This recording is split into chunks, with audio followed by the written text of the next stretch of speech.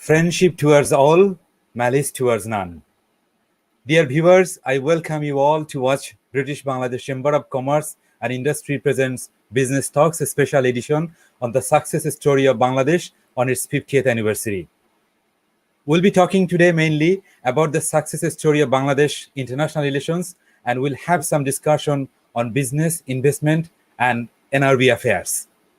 To discuss this vital subject, we are delighted to have Professor Dr. Gowher Rizvi, a historian, scholar, and academic. Currently, he is the International Affairs Advisor to the Prime Minister of Bangladesh. Prior to that, he was MacArthur Fellow in International Relations at Newfield College, Oxford University. He was an editor of Contemporary South Asia and Fellow to the Royal Historical Society. He had various appointments at several universities, including Oxford University, the University of Warwick, University of Canterbury, Harvard Kennedy School, and the University of Virginia. Therefore, I firmly believe that Professor Dr. Rizvi is the best person to talk on this remarkable subject. Please put forward your question or questions in the comment section if you have any. This program is broadcasted on the BBCCI Immigrant channel, Probash Kotha, British Bangla, Udichi UK, and Sommilito Sanskritik Jot UK social media pages. Please like and share this when you're watching it. Without further delay, let me welcome my honorable guest, Professor Dr. Gowher Rizvi, on the screen. Truly delighted to be with you today. And before I start, I want to thank all your joint sponsors who have made this program possible. And I especially appreciate that on the occasion of the 50th year of our independence and the centenary of Bangabandhu that you have organized this event. And it is apt that we should take stock of what we have achieved, where we have not done as much as we should have done. I want to enter into a very frank and candid conversation with you. So I will not make a long introductory comment, except for the fact that you have already said something which more or less sums up the philosophy of Bangladesh's foreign policy, which is friendship towards all, malice towards none. One important thing to point out, and this will come out again and again during our discussion, is that foreign policy does not exist in isolation. Foreign policy, most importantly, is a means and an instrument to advance national interest. And success, failures of our foreign policy depends also upon our domestic situation and conditions. That is why today, a phrase that we like to use is foreign policy is just not international, but it is also domestic. And the word that is often used is intermesticity. International and domestic, intermesticity.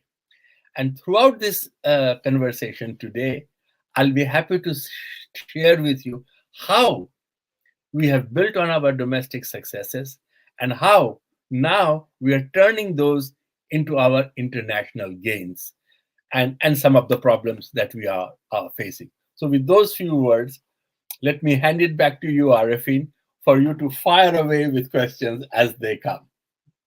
Wonderful, sir. I personally was feeling that I'm in school and I'm following your lecture, and it is pleasant to be listening you, sir. I'm sure that my viewers will be having the same experience today. First of all, I would like to thank you on behalf of all members and directors of BBCCI for your time, especially in late evening in Bangladesh at this moment.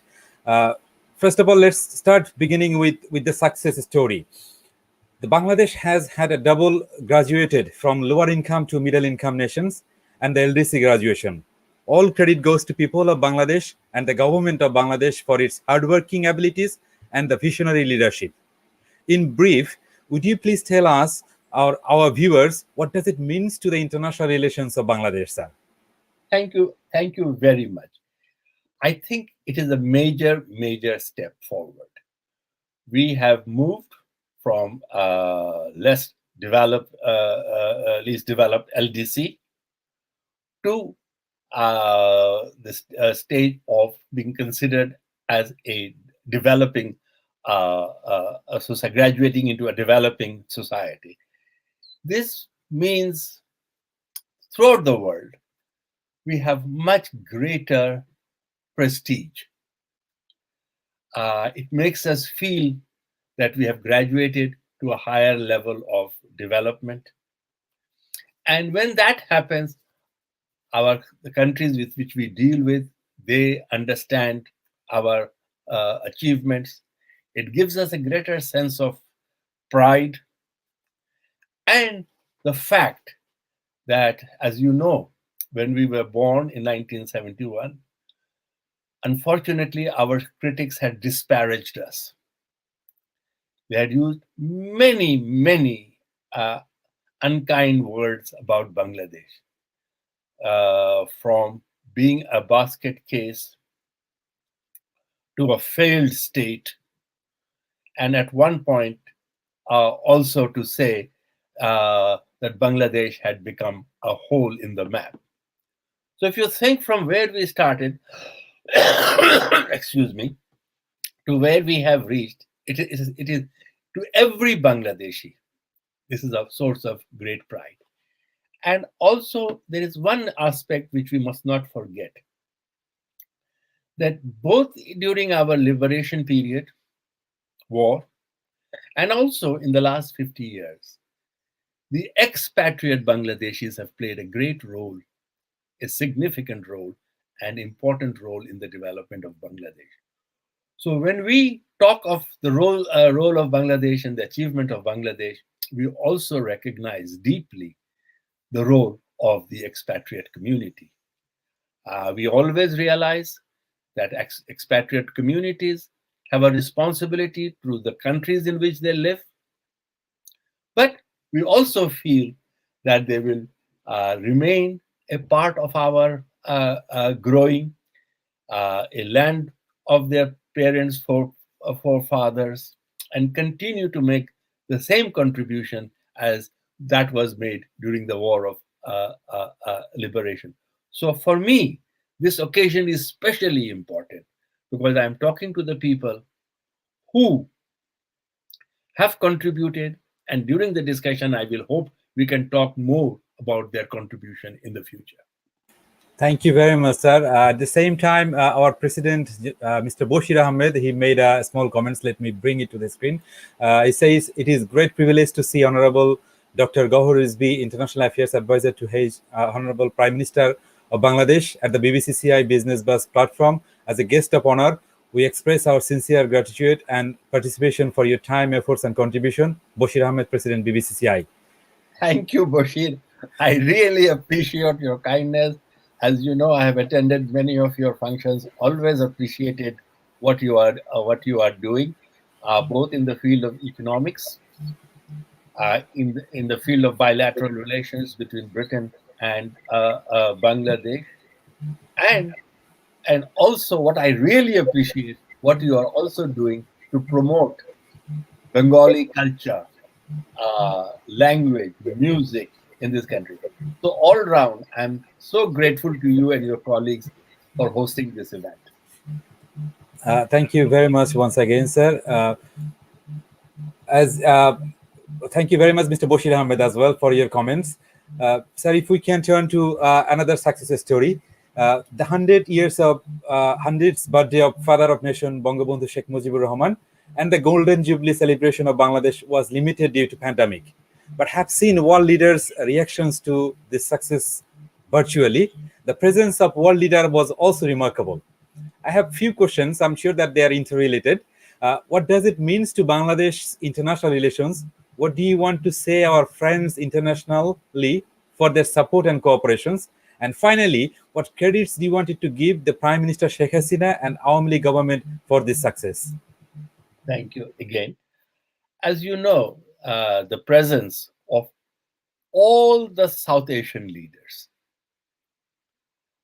with the exception of Pakistan, all the South Asian leaders were present at the highest level. The Prime Minister of India, the Prime Minister of Nepal, the President of Nepal, the Prime Minister of Bhutan, the Prime Minister or the President of Sri Lanka. All the countries came and celebrated with us. Now, what this did is, in a very short period of time, despite the pandemic and despite the fact that the ceremonies and functions had to be restricted to a small period of time, we had planned it a year-long celebration. In the end, everything was reduced to a space of 5 days, 1 week. We were able to focus on the success of Bangladesh. And the world began to recognize what an astounding success Bangladesh has been. From where we are today, we have become an exemplar of development. A very good friend of Bangladesh, a Norwegian scholar, had written a book called Bangladesh, the Test Case for Development. His argument was, if Bangladesh can succeed, any country can succeed. Well, Bangladesh has proved that we can succeed. And not only we can succeed, we are now a model for other countries that are seeking to develop. The important thing about Bangladesh's development is Bangladesh does not pride itself simply because we now have a higher per capita income, which is indeed, we are very proud. In the nominal per capita income, we were far behind Pakistan in 1971. We have beaten Pakistan a long time ago. We have gone ahead of India. But that in itself is not the main story. The main story is our development has been a balanced development in terms of social development, in terms of empowerment of women, education, health, diet, infrastructure development, power development. So all round we have developed. And honestly, I say this not because I happen to be a member of the current government, but I also say this as an academic, that Bangladesh pre-2009 and Bangladesh today are two different worlds. And this has been possible because of the leadership of Prime Minister. She has given us political stability. She has given us continuity. And she has embarked on what I would say a very bold policies. Just to give you a couple of examples. No country with a comparable level of per capita income, no country in the world has managed to provide universal free healthcare. Yes, it is a basic free healthcare, but universal. Today, every village union level, we have a community clinic where free medicines and medical advice is dispensed up to 30 different illnesses. And if they turn out to be complex illnesses, problems, they are shifted to Upazila, onto Zilla. Now, this sort of healthcare, there is no country in the world. Second great achievement, which personally makes me feel very proud, and I hope I had a little something to do with it, is the fact that we provide means tested, that is universal social safety nets. Anybody who is poor, who is disabled, who is aged, who is a widow, various categories who are not able to have, we have regular safety net programs. We have safety net program for mothers who are lactating. We have safety program for enhanced nutrition and food for children going to schools. And now, as a celebration of Bangabandhu's centenary, our Prime Minister has announced a program. I don't know if this program exists anywhere else in the world. Nobody will be left homeless in Bangladesh. We had already made a promise in our last election manifesto that every home would be connected with electricity. Now, Prime Minister has said everybody will have a home. Now, I do believe that there are many examples of development, but what this Prime Minister has achieved, it is really, really unique. If these things had not happened, and I had said to you, we will do all these things, you would have laughed out of the room or chased me out. Now that it has happened, it is difficult to believe how this happened. And here, the credit really solely belongs to our leader. Single-minded passion, devotion. As she often said, my father, that is the Prime Minister's father, was not given a chance to fulfill his mission. Well, she has embarked on it, she is fulfilling it, and God willing, she will do the remaining of the work that is left to be done. I'm sorry I took a little time to say this, but I think it is important that our speakers, our listeners understand this. Thank you very much. So you can relax a bit at the back. That's fine. Yes, that's much better look. Thank you very much, and salute to Prime Minister, and salute to you and your team and the government. They are working hard with not only hard, smart work and a visionary work to make this Bangladesh come to this point. And I'm sure that the viewers are as proud as you are and I am. Let's turn to a bit challenge, which is geopolitical challenge we are currently facing. Also, there is a success story on it. First of all, if we talk about like Indo-Bangla relationship has a long history, and the current government has had the best relations ever. But the development partnership with the China has been considered a threat to it. A lot of credit goes to Honorable Prime Minister Sheikh Hasina for navigating excellence, power rivalry, and geopolitical tensions among the rise of China as a great power. How do you see Bangladesh policies forward balancing China versus India and also the Quad group of powers, sir? As you know, although we are a large country in terms of population, 160 million people, we are a small country in terms of size. And we become even smaller when you look at the map and you see we are between two largest states in the world. China with 1.67 billion, India 1.23 billion people. We are a small country. It is well known, and when Bangabandhu opted for non-alignment policies, he realized one thing, that our priority is development. Our priority is to give our people dignity, freedom from poverty, education, food, and so forth. With that in mind, we have always tried to keep away from power politics. Bangabandhu would often say, and this is something that has been repeated by others, that when elephants fight, the grass underneath gets trampled. We don't want to be trampled.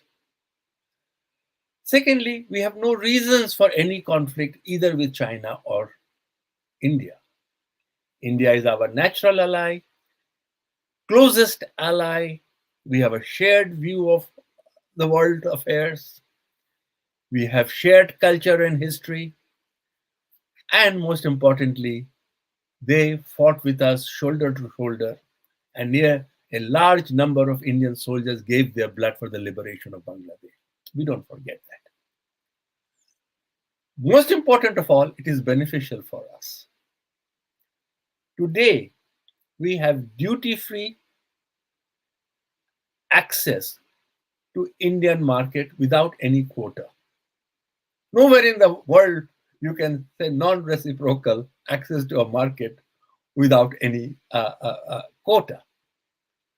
Because it is in our interest, if our market becomes big, if our people become prosperous, India will also be able to one day utilize our market of 160 million. Also, Indians are finding it convenient, and we are encouraging them to invest in Bangladesh so that they can use the duty-free access to produce material for their own domestic consumption. This is again a unique experience in the world. We have no conflict, but what is India's interest in Bangladesh? Domestic stability, prosperity, freedom from terrorism, or Bangladesh territory being exploited by terrorists. Terrorists are nobody's friends. They are enemies to the mankind. So there is a complete mutuality of our interest between the two countries. Now, in the past, there was a tendency that if you are pro-India, by definition, you must be anti-Chinese, or you tilt either in favor of India or you tilt in favor of China. Big question is why? We have no conflict with either. China is an important development partner. China is an important market. China is playing an important role in the building of our infrastructure, like Japan is playing, like India is playing. So where is our conflict with them? Why is there any reason? We don't allow any country to meddle with our domestic affairs. We keep them at par. So it is because we are a democracy. People respect us. People know that. Sheikh Hasina's government can only do what its people will support. And because we have people's support behind us, we are able to maintain. If I just run you through the list, it will seem almost extraordinary. We have great relationship with Russia, China, Japan, India, EU, US. We have no conflict with anybody. And what is our primary requirement? Our primary requirement is investment, in which, of course, Bengali expatriates also play an important role. And our requirement is fair access to the markets. As long as we can achieve these two, we no longer depend on aid. Aid is not important for Bangladesh anymore. In fact, our reliance on aid is next to nothing. Yeah, thank you very much, sir. You have mentioned in one program I have watched, is 95% of our development is sourced and funded by us. So that really gives us a strength, sir. The bridge, Kotha, was entirely built from domestic. Tell me, could we have said this thing in 2009? No. Wonderful, sir. Thank you very much. I'm sure that, as I mentioned at the beginning, the friendship towards all, malice towards none. That is the technique which is the Prime Minister Sheikh Hasina and her government is maintaining, and I'm sure that in future we'll have that success continues. Let's move to a few questions from my colleagues from Chamber of Commerce and some viewers. If I may ask some question with your permission, sir. Any question? As I said, we want to have a very frank dialogue, and no questions are barred. Wonderful, sir. Thank you. First question, like, how can Bangladesh companies globalize, and should the government not allow greater outbound investment by qualified companies to support global expansions as India has done? Our foreign exchange reserve of nearly 50 billion, isn't it make this more feasible? Indeed, I think everybody in Bangladesh would be in agreement. This $50 billion reserve did not happen in one day. It has taken years of very, very prudent management. It has been earned through the labor, hard labor of our expatriate workers. Nobody should ever underestimate their contribution to the development of Bangladesh. So our expatriate businesses, our expatriate workers, and it is true that today we have many companies in Bangladesh who can and should be becoming a global player. And government is facilitating. As yet, it is being done selectively. You know, there are companies like Summit Power. They have managed to establish themselves in other countries and other stock markets. I could not immediately give you a full list, but Bangladesh Bank has now adopted a liberal policy towards enabling those of our companies who want to invest abroad. We are using some of these facilities to acquire agricultural land in other countries, so our farmers can produce food there and sell it back to Bangladesh, which is good for the host country as is for us. Some of our textile manufacturers have also gone into other countries. I mean, honestly, Bangladesh today is bubbling with energy and entrepreneurial confidence. What is lacking is, I suspect sometimes, and I hope I am not unfair, is we need to now think big.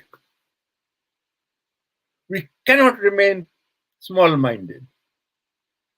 We have to think big, prepare for it, and go for it. And there is no reason why our Bangladeshis, industrialists, businessmen, entrepreneurs, bankers cannot become, they have already become many more. Also, if you look around the international financial scene, have you noticed how many Bangladeshis today are occupying positions of importance in these corporations, all these IT companies? I just found out that the chair of the board of Microsoft is a Bangladesh. So if we can chair in a corporation like Microsoft, I think we can do anything. Sir, listening to you is a courage and inspiration. I'm sure that the audience and the listener and viewers, whoever are watching us now and will watch later, there is hundreds of things to proud of about Bangladesh. And Professor Dr. Gowher Rizvi is an inspirational personal for us. And I'm sure that if we watch this program, we'll feel proud in every moment. There is a similar question by another audience, which is quite related what you explained. Maybe you may add a bit more. How can government of Bangladesh support and encourage greater economic and commercial partnership between NRBs and Bangladeshi companies in key sectors such as exports and ITs? this Mr. Nuruzzaman, he's the president of London region of British Bangladesh Chamber of Commerce.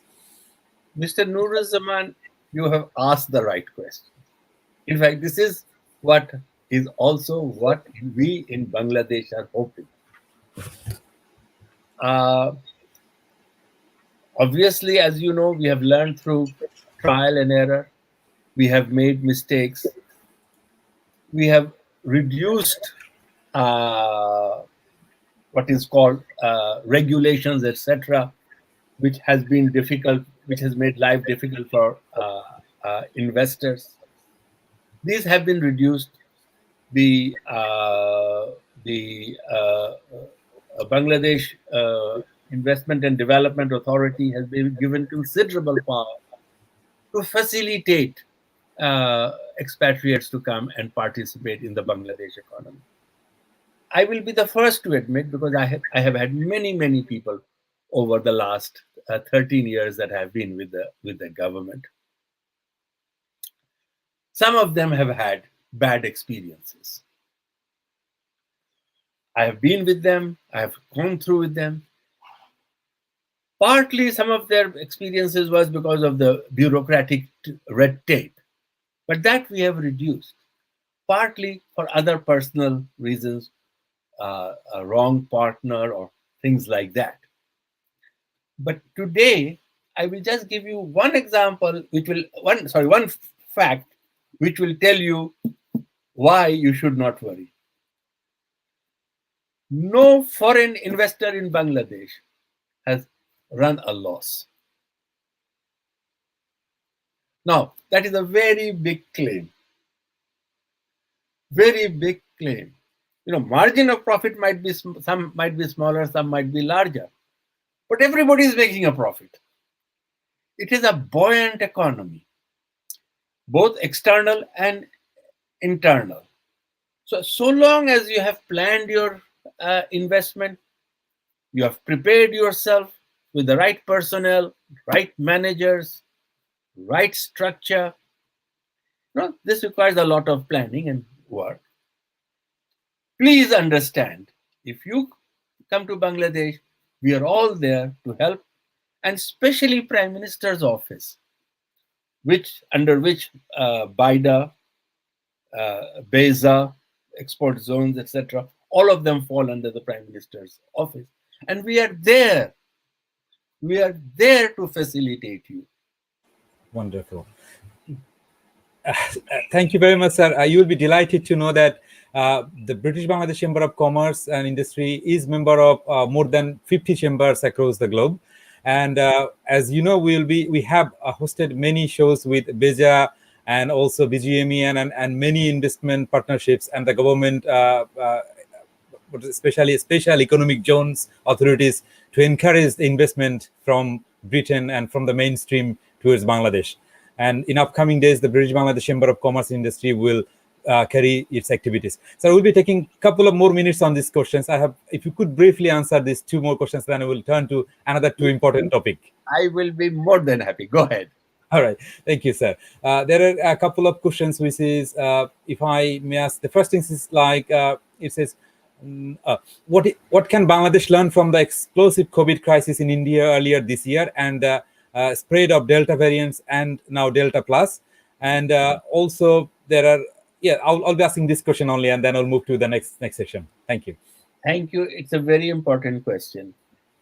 As you know, in the first round of COVID, Bangladesh had managed extraordinarily well. We had one of the lowest rate of infections and one of the highest rates of recovery. And although initially we had shortages of COVID beds in the hospital, ventilators, and all the thing that specialists think that, but our government very rapidly managed to come up to speed and has created an infrastructure in which it was in the second round that unfortunately we suffered, and there is no reason to hide the fact. We were the first country to have put in place a vaccination plan.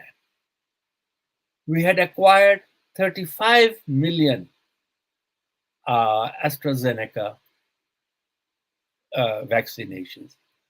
We were exploring with other countries also. Unfortunately, because of the explosion in India itself, those vaccines did not come to us in time, and getting alternate vaccinations has taken a little time. And there has been an increase in COVID detection cases, especially along the border districts.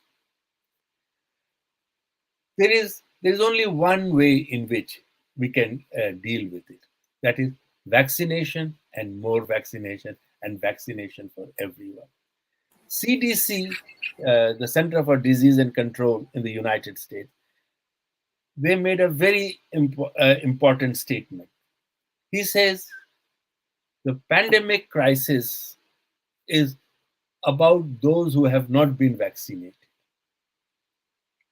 Those who are vaccinated, like you, like me, we are safe. One in a 10,000, one of us might get it, but by and large, we are. So as long as we can push through this vaccination, we will control. Also, one has to remember we are pulled in different competing directions. If we have a lockdown, there are many people who live hand to mouth through daily wage. We provide food for them up to a extent, but this causes hardship. If we keep our factories closed altogether, our exports suffer. So we are constantly juggling and balancing. But in the long run, there is only one solution. We must get our entire population vaccinated. And anybody who opposes or argues or spreads rumors against vaccination, the people should hold them to account. Thank you very much, sir. I know we are about to end our session, but I'm sure that we'll try our best to finish in on time, sir. I got two most important area. If you could briefly touch, there are a couple of issues. One is, first one, we're going to talk about the international media relations, and second will be the Rohingya related one question. So the first of all, international media related one. I asked this question to another guest of us last time. The same question is I'm asking to you. The story of Bangladesh has not unfolded in global context yet. Even international media has framed or negatively framing Bangladesh year after year. We have seen you defending their accusation on numerous occasions. What else government of Bangladesh can do, and what role can play NRBs and its various institutions take this negative propaganda away from them? I think you have already given me the answer. The NRB population has a very important role. It is you who create the impression. You know, a lot of the bad impression about Bangladesh, and I'm really sorry to say, I'm ashamed to say, has been created by us in Bangladesh ourselves. We find think it's a very progressive thing, very brave thing to badmouth our own country. Yes, there are many things that are wrong with our country, but simply pointing to the bad sides and not to the good sides. So if we don't tell our story properly, we can't depend on others to tell our story. That is historically has always been true. Again, if you look at the international media, despite the fact that Bangladesh is now a fast growing economy of 160 million people, how many international media houses have permanent reporters or correspondents, resident correspondents? Not many. They fly in, they parachute into Bangladesh, go to Gulshan Baridhara and perhaps Banani, meet few well-heeled elite, and on that basis they write. Do they go out to the rural areas? Do they go out to the villages? Do they talk to the ordinary people? Are they eating better? Are they living better? Are the roads better? Are the transports good? Are the hospitals better? These questions have never been looked. This reporting is done on the basis of self-critical Bangladeshi elite. So I think we will have to now put forward our own narrative, authentic narrative, objective narrative. I have, as you know, been to a number of what we used to call export promotion road shows.